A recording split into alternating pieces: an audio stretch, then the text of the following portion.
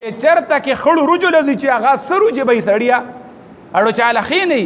شوګر والا نه خې دړه مرض والا نه خې موټاپا والا نه دی خې مړی خراب ده غله نه دی خې سینې خراب ده غله نه دی خې خدا هغه یو کاسی رجو د پاره دی وته سرم غوړ کو داغه کاسی رجو د پاره دی زنانه وته سترګم تورې کړي داغه کاسی رجو د خوراک د پاره په مړی وته پوډر مولګول سپین سپینو پاغي وته سرخیم په دې مخونو باندې ولګولا پړاکې په کې جدا په وختو کې ولګاو منګز بلا شي سات والا او هغه سره پړکانو مو او دا غینه علاوه قسمه قسم سیزونه ځان باندې هغه نوکونه وته رنگدار کړو هغه لاسونه وته رنگدار کړو ا دوه جوړې جامې ځان سره اوسي نو یو جوړه بدله کی په اپ ټیم کې یا پاکربا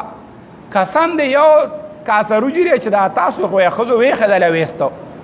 یو جوړه جامې لسو بجو کې بدلی کی زنانا او بیا چې داسې دا یو غنټه دوه تیر شنو بل جوړه وته بدله کی دا دی به حج لتلینو دا دوره جامې بدلول خو په عمره کې هم نشته دا څنګه چللی نو دا په دین کې شته زنانو نه تپوس وکړه چې د خوراک دپاره پکار خو دا دي